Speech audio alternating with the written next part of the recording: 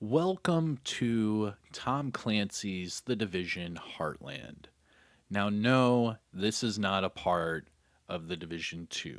All right, let's just go ahead and answer that question right here. This is a completely new, separate game that is in the Division universe, but is not the Division 1 or the Division 2. Now, the story will continue from a division agent's point of view. However, like I said, this is not going to connect directly to the division or the division 2. Now, your main character in this game is going to be from Boston, and they have traveled to Silver Creek. Now, Silver Creek is Heartland, all right? Now, they have not explained exactly where it is. I think there were some rumors that it was in New York or Michigan or something like that.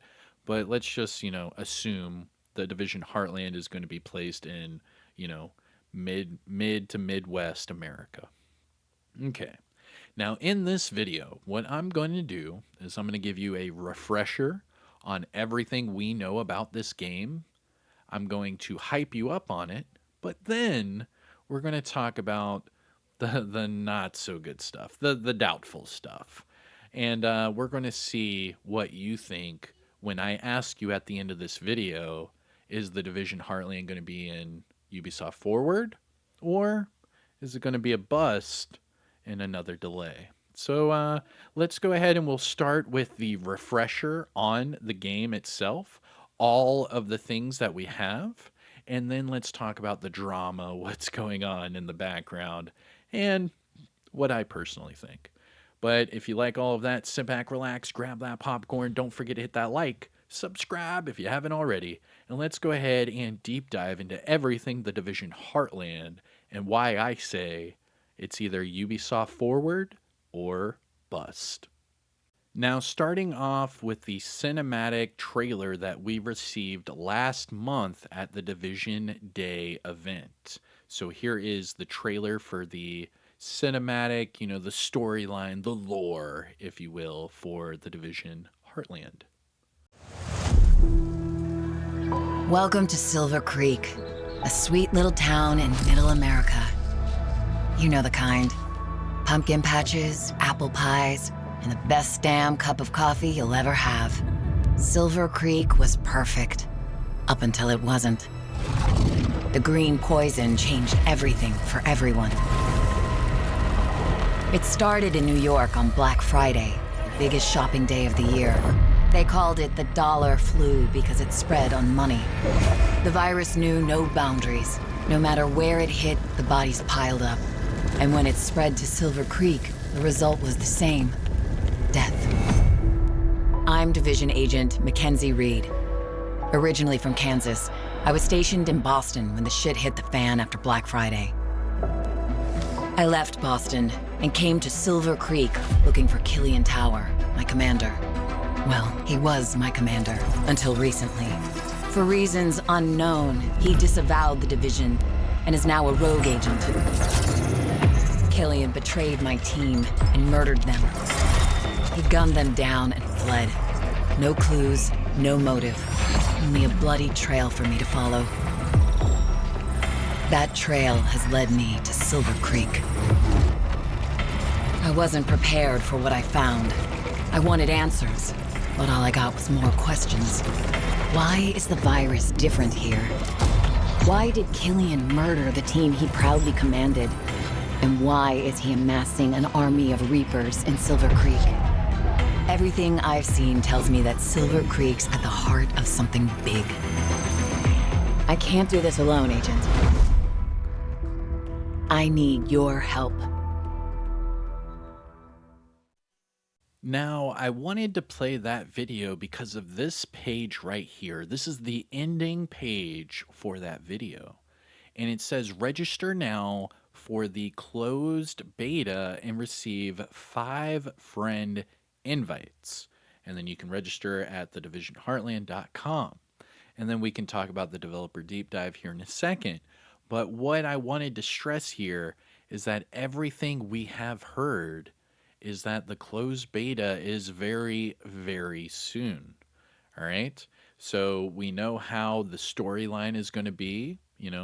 We are this division agent that is looking for her old Shade commander, division commander.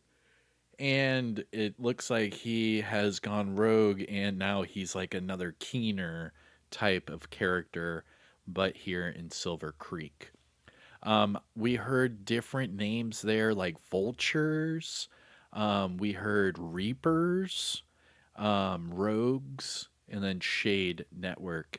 So we're getting the standard, rogue, shade, type of deal there. But then the vultures, that's sounding like the new faction. And then the reapers, that sounded like they were talking about the rogues. And I don't know if that's like I don't know, like a hunter type of deal where we're just going to have to see. But that was the story and how it's connecting. Now let's jump into the developer deep dive. Hey everyone, we're so excited to show you Heartland, an all-new standalone adventure in the Division universe. The teams poured their heart into this game, and we can't wait to share it with you. Welcome to Silver Creek. Heartland's a free-to-play survival action shooter set in the Division universe that features streamlined survival gameplay and a beautiful new world to explore, filled with dynamic PvEVP gameplay. In Heartland, you play as a Division agent, given the task of protecting Silver Creek, a small town in Middle America. It's your job to keep the town safe from enemy factions, rogue agents, and a deadly contamination. Heartland explores what happened to small town America when the green poison was unleashed on the world. While major metropolitan centers got aid from agencies like Sarah and the Division, what help did the Heartland get? This game ties directly into the timeline and introduces all new characters and storylines to the franchise. All right, before I continue on, I wanted to pause right here in that gameplay that they just showed. Okay? You can see right here on the left side of your screen, this agent is sliding. So we can now slide in the Division. Not only that, but if you look at the character directly in the center of the screen running, your character, he is running with an axe. That is a melee weapon. And if you look in the bottom right of your screen, you can see that this character has 2 weapons, an assault rifle, a sniper, but then he is running around with a fireman's axe. And then it shows a turret and then grenade. So we're going to have sliding animations and mechanics. We're going to have melee weapons. And that's just the beginning. Let's continue. All right, now the first thing they're going to jump into is the gameplay of the Division Heartland. Now remember, this is a open world in Silver Creek, looter survival based, PvPvE shooter. Now a lot of people are also calling it an extraction shooter. And let's see what the developers have to say. Heartland launches with a robust experience for players on day 1. The player's first task is to help Mackenzie Reed get Silver Creek's base of operations back up and running. Players will be tasked with completing a set of missions and projects, all focused on the goals of exploring the town and gathering the supplies necessary to help prepare the base of operations. Every mission completed gives players the tools and strength necessary to survive. Silver Creek is a hostile environment filled with deadly contamination, roaming enemy hordes, and the looming threat of sickness and dehydration. Players will have to be prepared if they hope to survive a full day in the town. As day turns to night, Silver Creek is sent into high alert. The survival threat increases, and dangerous PvEVP from rogue players and AI is introduced. Night is a deadly sandbox filled with unexpected threats, but there is that constant carrot of great rewards. I wanted to start off by pointing out the map. Now this is what the open world map is looking like for Silver Creek. Now just to point out a few different things that I'm noticing here, you have your white box icons. Those look to be your loot areas that have high loot. So for example, on this one, Our character is at the motel. And then you can see to the right of that, you have train tunnel. And then north of that, you have irrigation. So those look to be your loot locations. Then you can see just above the motel, you have a side mission at the water tower. The big gold icon that says Blue Bear Market in the middle of your screen, that is your vulture location where you get your vulture key and you get your good loot. So those are going to be your high value target locations. Then you can see your purple locations look to be, your standard landmarks, whether they be normal, hard, challenging, what have you. Then you can see your helicopter locations. Those are for your extraction points. You can also see the red locations. Those are your growing contaminated areas. Yeah, this looks to be like it's going to be a really big open world. Okay, so in that gameplay segment of their developer deep dive, you can see right here, this is PvP. Now, what the developer just said is that when daytime turns to night, the PvP mechanic is introduced. Now, if you see on the left-hand side of your screen where the time is, okay, that is just under your mini-map. It says 10:02 p.m. Now, just to the left of that, you can see a rogue skull next to a moon icon. Now, that signifies PvP. So what this is showing is that once daytime turns to night, you PvP at night.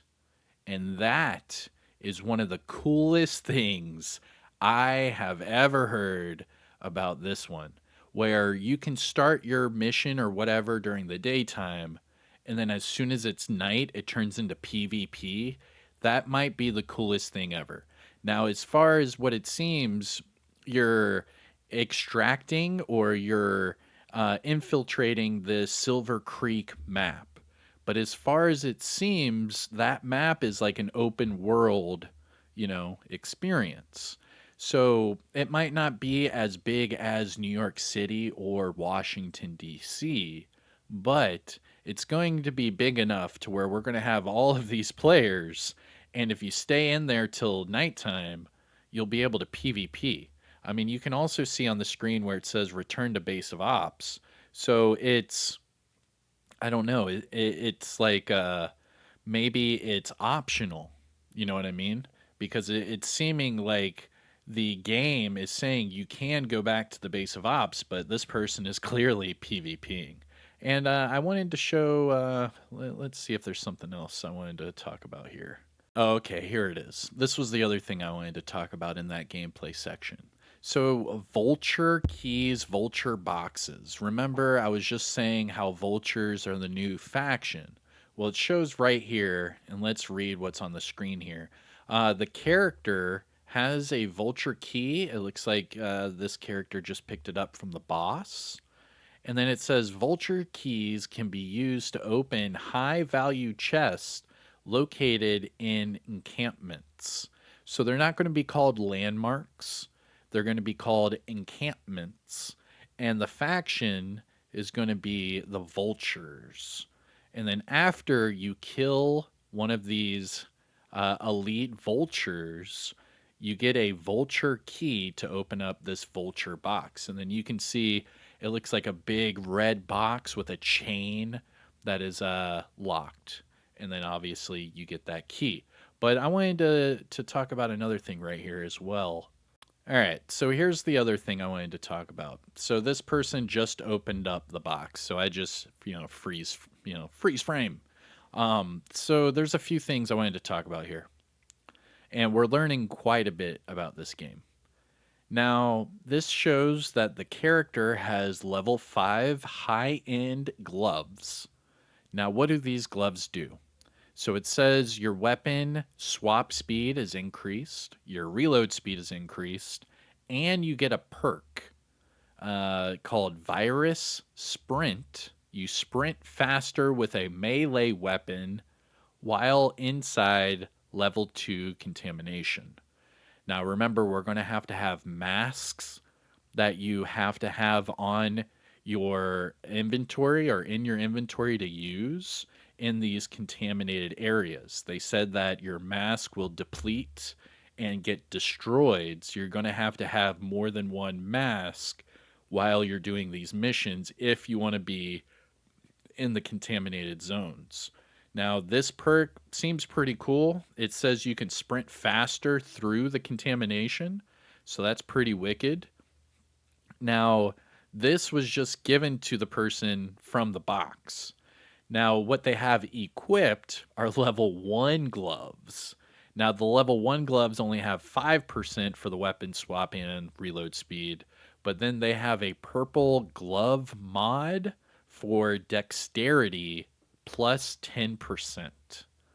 So, and then you can see on the level 5 gloves, the high-end gloves, that they have that empty mod slot. So then this character, this person could put that purple mod on these gloves and then get rid of those level 1, and now you have level 5 gloves. Boom. And then you can also see here that looks like an urban MDR, right? Right underneath it, that purple rifle. And then right underneath that, that looks like a grip attachment. And then underneath that, obviously, bullets. Pretty cool. Now let's move on to the next subject. So next up, we have classes. Now this is going to be another thing that is very unique for the Division Heartland, okay? Now, instead of having your own build with your own specialization, things like that, you have to choose a class. Now, there are only going to be 3 classes available, and each class is going to give you a specific skill, a specific perk, and a specific signature, I believe, right? Now, they're about to talk about each of these 3, but what I wanted to tell you ahead of time is that you don't have builds. You don't have specializations that you can choose from. You have to choose one of these 3 classes, and that's it. So you're getting gloves. Yeah, they're cool, and they might have a perk on them to help you run. But as far as your quote unquote build, it's only going to be revolved around your class and whatever weapon you choose to use, whether SMG, AR, sniper, what have you, because those you can actually craft at the base of ops. But let's deep dive into the classes. As players progress, they unlock the ability to select one of 3 active classes. Every class brings something unique to the table, from the survivalist ability to highlight loot behind walls, to the weapons expert ability to craft and deploy an assault turret. Combining these classes in a squad helps you overcome Silver Creek's toughest challenges. Where one teammate might be falling behind, you really want to make sure that Okay, so you can only choose one of 3 classes. Now, let's talk about this for a second. So the weapon experts here, it says you have a tracking shot where enemies are marked after you are damaging them with a firearm. And then you also get an assault turret. And it just says a stationary turret that attacks nearby enemies. Now the next one they show is survivalist. Now it says loot detection, where crouching, and that's where I was saying crouching is a new mechanic. It says crouching will highlight nearby unopened loot crates. And not only that, but then you get a UAV drone which scans enemies within a radius. And then obviously you can see in the middle you have medic, so assume some sort of healing thing, not only for yourself but for your teammates. So you would have a weapon expert, a medic, and the survivalist, where the survivalist is more on seeing where enemies are and where unopened loot crates are. So right off the bat, I'm like, yo, survivalist, yo, sign me up. And while we're here, let me know, which one would you choose? Weapons expert with the turret, the medic, assuming that it has some sort of like healing skill, I'm sure, and then survivalist, which has that loot detection and UAV. Now, before we move on to the next part, I just wanted to show you right here. This is like just a freeze frame from when they were showing the gameplay of the survivalist, right? Because whenever you were crouching, you could see those loot crates, but right here, this is how you use the UAV. So this is some sort of new, UI that your agent will use, and it shows up here masked in the top right, or in the top left. In the top right, it shows a medic sign, so I'm sure that's some sort of health or heal. So the middle right is where that UAV drone is, and it's highlighted. Very middle, it's looking like some sort of armor. And then to the middle left, right above the agent's head, it looks like water. So each of these specializations, or I'm sorry, each of these classes, this bottom, right slot where that UAV is, it's going to be different for each, class because it's going to have that unique skill in that slot. But these other ones look to be permanent. So you'd have armor, health, filter, and water. Maybe the interesting. Yeah, because that would also be where the turret is for the weapons expert, and then whatever healing skill for the medic. All right, let's move on. Okay, so the next thing that I wanted to explain is the planning ahead part for the Division Heartland. Like I just showed you with that, little UI pop-up menu where you could choose like your filters, your health, your armor, your water, things like that. Those items you will be able to craft at the base of ops. So you're actually going to be able to go into a mission with, I don't know, 5 filters or something like that. And that way you could like live in the contaminated area. I was born in it, molded by it. Something like that, where you're just in the contaminated area looting the entire time. It sounds pretty wicked.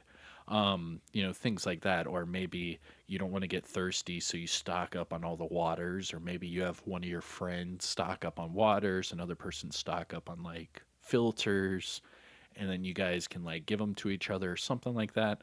But this is a huge strategy for the Division Heartland because remember, it is a survival based looter shooter. All right, you're going to be going into Silver Creek, which is its own like open world, but it's a looter shooter survival based. So the food, the water, or I'm sorry, the water, the filters, health and armor, things like that are going to be crucial, especially whenever they were talking about that PvP section, like whenever it gets to night. Say you were using up all your filters during the day to do all your looting and shooting. Well, what happens during the PvP section and people chase you into a contaminated area and you don't have enough filters? You're going to have to think about those sort of things in this survival based setting. So let's see what they had to say about planning ahead for your missions. Heartland features a deadly and unpredictable contamination that makes every trip into Silver Creek unique. To help you in your journey, you'll be able to fabricate supplies, prepare your go bag for each new day, making sure you can achieve even the toughest goals. The contamination shapes the areas of the map that are easily accessible, and using a filter protects agents from the contamination, but the filter depletes pretty quickly inside the contaminated areas. So depending on how many filters you have on hand, you might decide to head into a contaminated area and get some loot that other folks passed up. There's also the ever-present threat of dehydration. Dehydration can slow you down, so you really have to keep an eye out for fresh, non-contaminated water when you're out in Silver Creek. Try to be as prepared as possible. You're gonna want to set yourself up for success out there. But if you do find yourself a little underprepared, hopefully you have a teammate that'll let you crawl inside their backpack. So there are going to be a few things that I want to talk about during this section of the deep dive. Now, this is their screen for the crafting area, okay? Now, the first section, that tab, it was equipment, where you could craft weapon and gear. Now, this tab is your resources, and it shows right there skill ammo. So you're going to have skill ammo to use whatever class skill that you have. Remember, the medic will have some sort of healing skill, the survivalist will have the drone, and the weapons expert will have the turret. But then you can see you can also craft whatever ammo it is you want for your weapon specifically. Now, what they aren't showing you, and you can see up there in the top left of your screen, is the consumables tab. So that means we will be able to craft consumables like filters, like water, like, things like that, medicine, whatever it is we need to survive. So this is a cool thing to prepare for each mission. We can have whatever weapon we want with whatever ammo. We can have, whatever gear, and then however many filters. Now, the only thing here is you only have a limited amount of inventory. So that's going to be the biggest problem in this one. All right, let's go to the next screenshot. Okay, so here's your next one. Let's see if I can. There we go. All right, so for this one, we have a few things I want to point out. So you have a inventory, and then you have an armory. Now, the armory is something different. The Division 1 and the Division 2, we had something called the stash, where we could stash all the items we don't want. And that's what you can do here in the armory. Now, you have separately the inventory. Now, in your inventory, we can see right here, you have a equipment spot, a resources, and then a consumables. Now, it shows for your inventory, for your equipment, so all your weapons, gear, mods, you only have 125 slots. For your resources tab, and your resources, that's things like your components, your ammo, your skill ammo, your grenades, things like that. Those are your resources. And it shows for that one, you have 125 spots for that. And then consumables, you only have 50 spots. Now, your consumables, those are things like your water, your filters, your med kits, armor kits, whatever it is, your medicine, things like that. So overall, what is that? 300 slots. So 125 for equipment, 125 for resources, and 50 for consumables. Now that's just for your inventory. Then you have your armory. Now another thing to point out here, we can see that you can put a mod on your chest piece and your gloves. And you can put 2 weapon mods on your weapon. So these are things to note, that you will have chest piece mods, glove mods, and weapon mods. You're not going to have a full build, like I said. The only thing you're going to have, weapon, chest piece, gloves. All right, let's move on to the next. Now, in this shot right here, your character has the weapons expert. So you can see there's the turret there in your UI. This character is about to use their filter. They only have one filter. But in this shot, you can see the medicine tab. So you will have to have medicine. So it's looking like filters, medicine, water, health, armor, and then whatever skill ammo you have. Now, this person also has a wicked axe on their back, so that's pretty cool. And then you can see in the bottom right of your screen where it's showing their weapon, it's a high-end LMG. Pretty cool. Pretty cool. All right, let's see what else. All right, now in this shot, the developers are talking about going into the contaminated areas to open up, chest for better loot. And in this example, they open up this chest and pops out a purple P416. Now, I just wanted to show you, it comes with a perk. Now, the weapon that it shows that our character has equipped is just like a green pistol, right? We have purple mods, whatever. But it shows that this P416 has a perk. And it shows armor handling. So your weapon handling is increased after breaking an enemy's armor. That's pretty cool. So every time I break an enemy's armor, I gain weapon handling. That's pretty dope. Okay. Now it also shows a chest piece here. Now this chest piece, again, another purple item, and we can actually compare it to the one that we have on the character, right? So both of them come with two different perks. Now, the one it shows on the right that we already have equipped, it comes with the perk Filter Shroud. The team is invisible to shade beacons after using a filter. Interesting. Team is invisible to shade beacons. Okay. I mean, that's cool. And then this chest piece that is in the chest comes with the perk Armor Shroud. So your team is invisible to shade beacons after using an armor kit. Very interesting. Okay, very interesting. All right, moving on. All right, now the next thing they were talking about is how you could drop things for your teammates.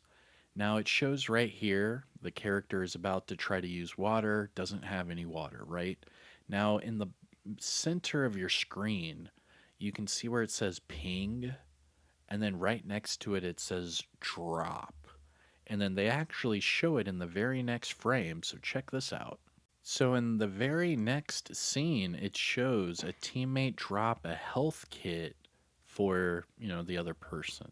So your consumables will be available to share. And if that's the case, I would wager that everything you get, you'll be able to share. So that's going to be very cool in this survival based game because it's all about teamwork and helping each other out as a team.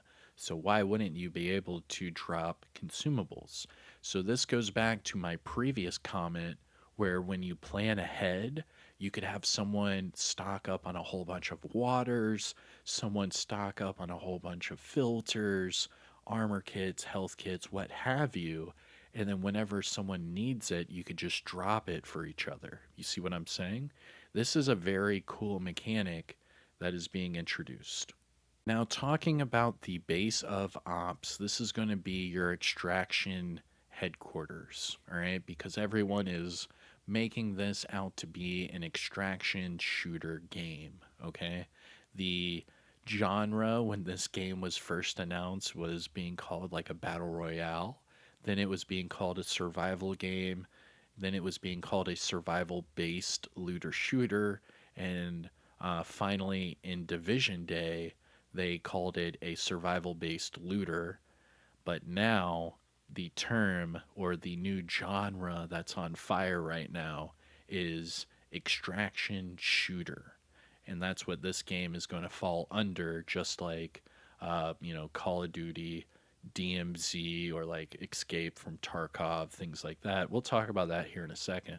But this is going to be your base of ops where you extract from Silver Creek. You're going to go to this location. In Silver Creek, Shade Agents are using the rocket rink and abandoned roller skating rink as their base of operations. For the first time in the Division, the entire base of operations is a shared space. You can socialize, form a group, customize your character, and prep for your next operation. Each session begins and ends in the base of operations, and you'll be talking to Carmelita, Kevin, and Mackenzie quite often. Each time players exfiltrate back to their base of operations, they take the materials and gear they've collected and store it in their personal armory to help them prepare for future days in the town. A few things to note from this section of the deep dive. The first being that the base of ops is going to be a complete shared space. So as long as you are in the same server, you will see that person in the base of ops for everybody. So that's going to be really cool. That way you can run into new people, you can make friends, you can get a teammate, things like that without having to wait for matchmaking and stuff. Now, as far as this screenshot that I grabbed, there's a few things to talk about here as well. So this is the prize counter. It says earn tickets by progressing through the link chapters and spend them here on unique and exclusive items. Okay. So earn tickets by progressing through the link chapters. Link chapters. I'm not sure exactly what that is. Maybe the chapters are part of the story, or maybe that's part of like a season or like a battle pass. I'm not sure exactly. But looking at these exclusive items, we have backpack trophies. So you can see the bear that went grocery shopping, the opened boot, the bowling pin, things like that. But then we also have melee weapons. So you look in the top right, that looks to be some sort of bat or like machete with a pretty crazy handle. You can see emotes. So we have the finger guns emotes. And then we have in the top right, you can see the dab emote. What else here? We have a coffin looking decal. I'm not sure exactly what that is.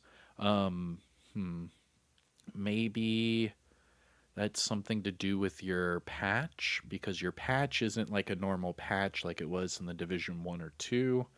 I'm not sure exactly on that one yet. But right below the coffin, you can see a skin. So that's looking like a weapon skin. In the bottom left, you can see a backpack. That's looking like a backpack skin.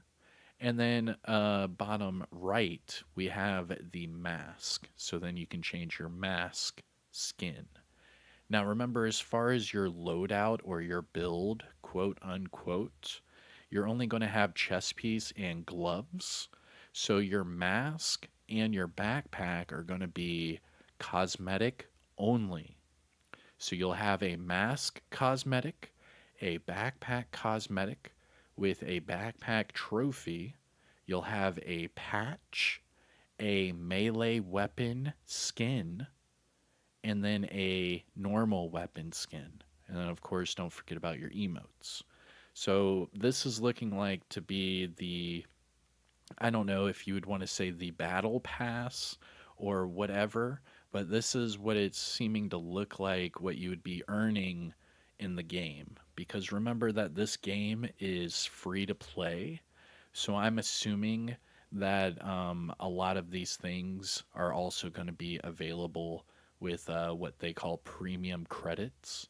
Now, if you see in the bottom right of your screen, it says credits, and then it has the gold symbol with the gold numbers, and then it says premium credits with the light blue symbol, and then it says 300. Now, that premium credits, that is real money. The normal credits is what you earn in the game, but the premium credits is real money. So this is probably going to be how they monetize the game is by doing backpack skins, mask skins, different melee weapons, different emotes, things like that. So that's going to be in a discussion video later on because that's pretty interesting right there. In this freeze frame, we have the full open world map. Looking at it, we can see the different infill locations.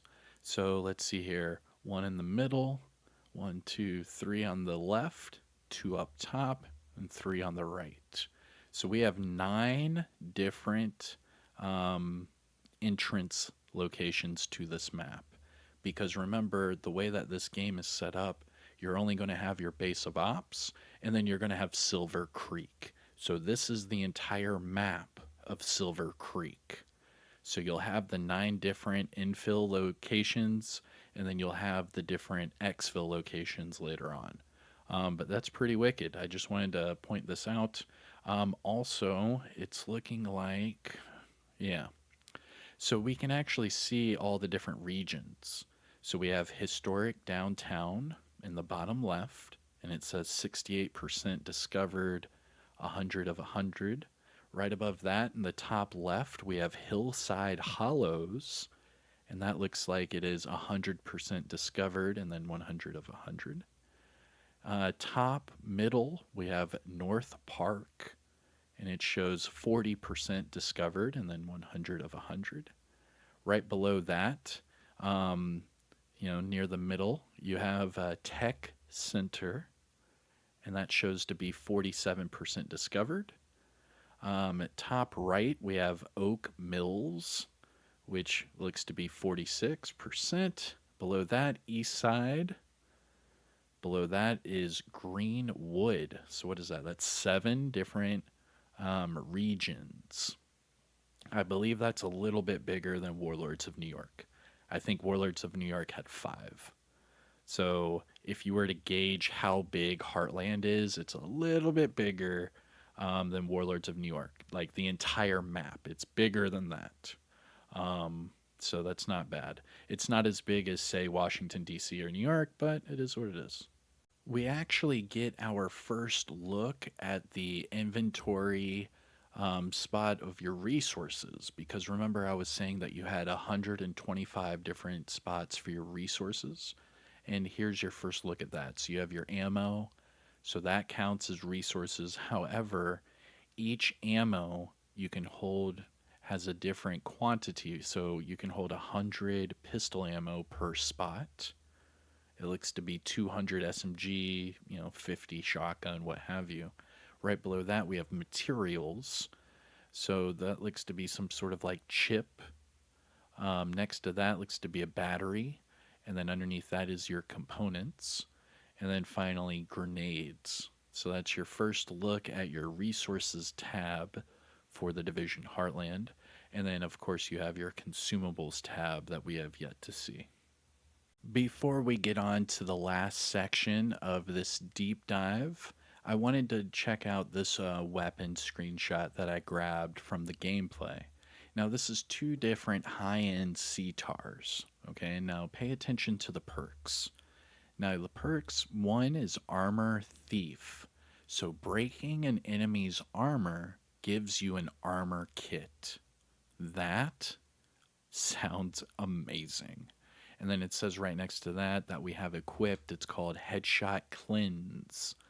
Headshot kills reduce virus exposure for your team, for the entire team. So say you have, 2 filters left, but Bob only has, 1 filter left. Well, while you're farming a landmark or what have you in the contaminated area, and Bob's filter depletes, you know that as long as you get headshot kills, you can reduce his exposure until you get out of that contaminated area. Of course, or just drop a mask for Bob. I mean, poor Bob.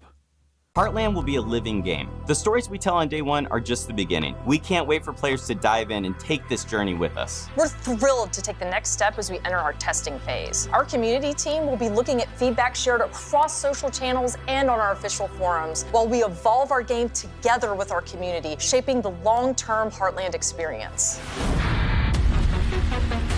The team is committed to creating the best possible experience for our players, and the community is invaluable in helping make that happen. I really think we've created something that the original survival players will recognize, while also innovating with open world operations, dynamic contamination. The team here at Red Storm is proud and feel we're really onto something. Heartland feels fresh and distinct while still feeling at home alongside the other amazing games in this universe. Thank you for taking this journey with us. We can't wait to have you join us in Silver Creek.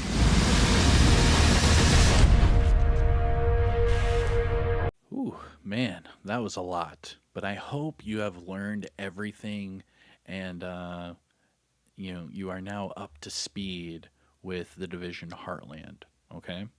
So we're going to move on from, getting you up to speed to now the controversy, because there's a few different controversies here, all right? Now, all of this information and more, everything Division related, is on my Twitter. So make sure you follow me at Kamikaze Von Doom for everything Division, Division 1, 2, Heartland, Resurgence, even the Division movie. I talk about all of that and share more from the developers and the directors themselves on this channel. So make sure you follow it at Kamikaze Von Doom.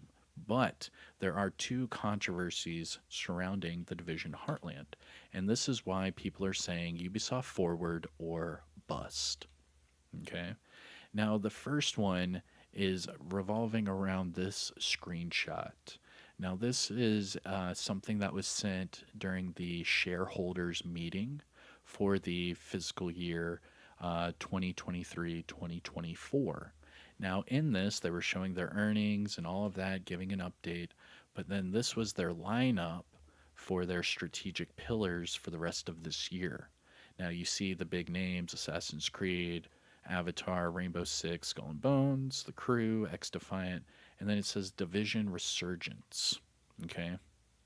Now, I would think that this should say the Division franchise or something like that, but maybe they just had to choose one title. I'm not sure because they had to end it with another large game.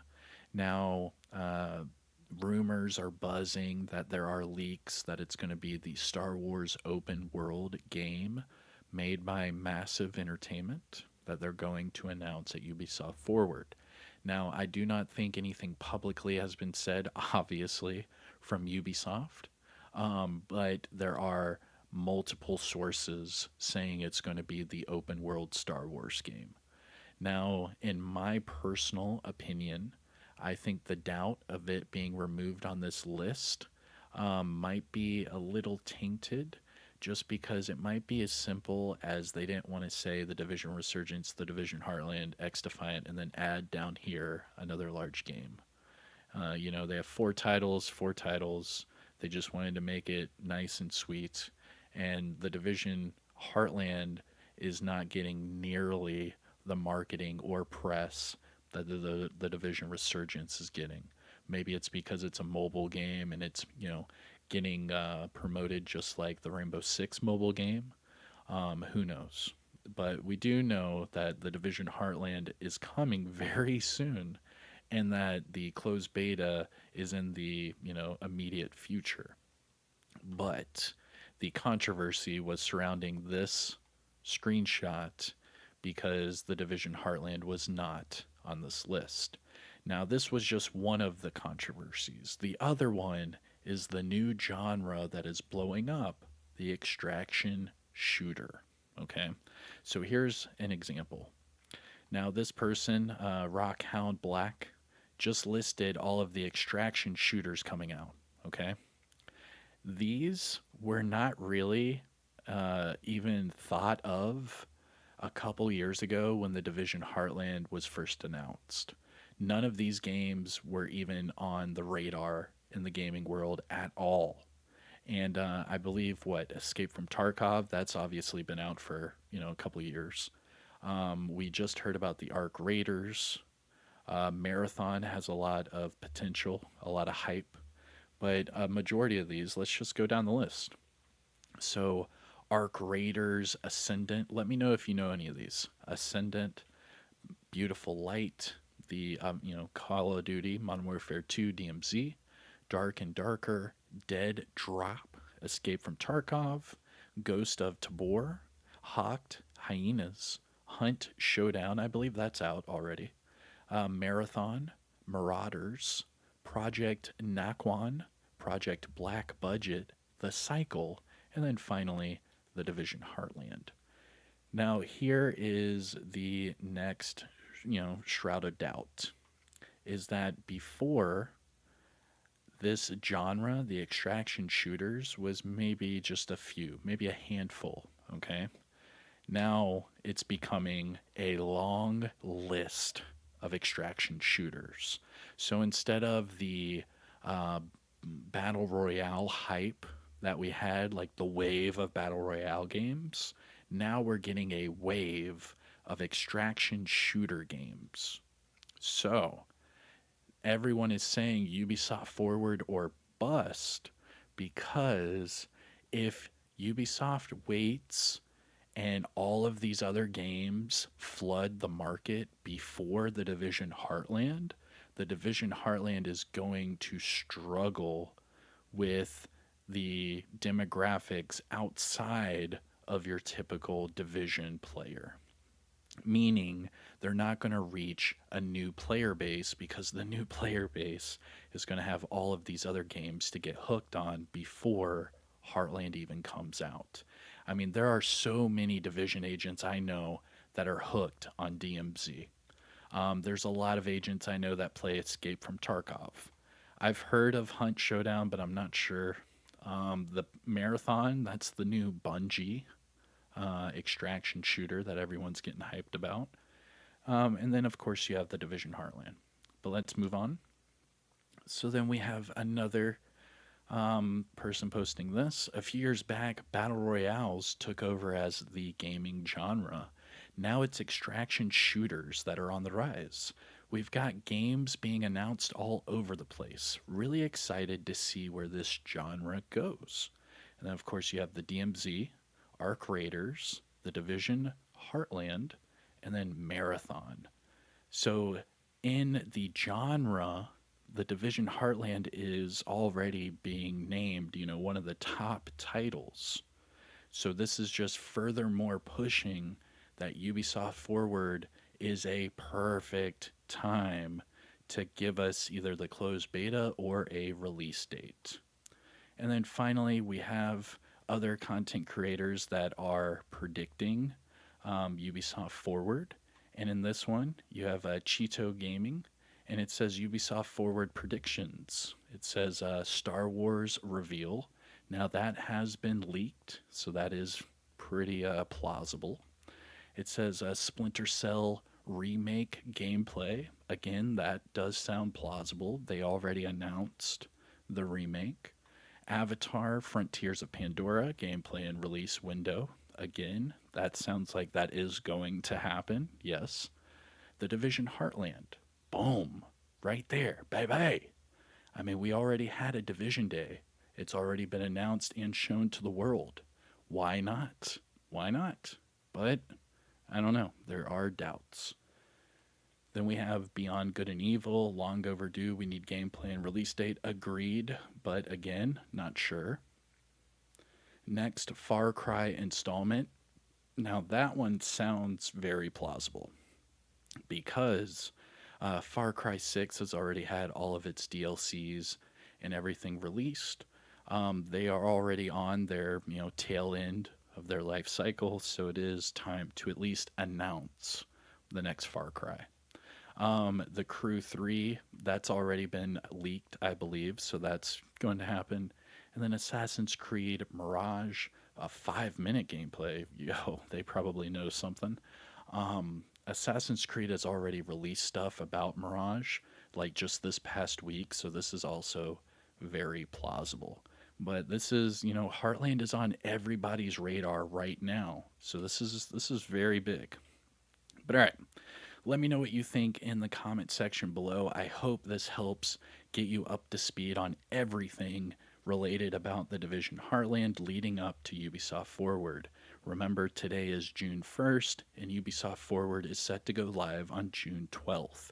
I will be streaming it here on YouTube because I am a Ubisoft partner, so expect that to happen, and I would say expect to see something Division Heartland related.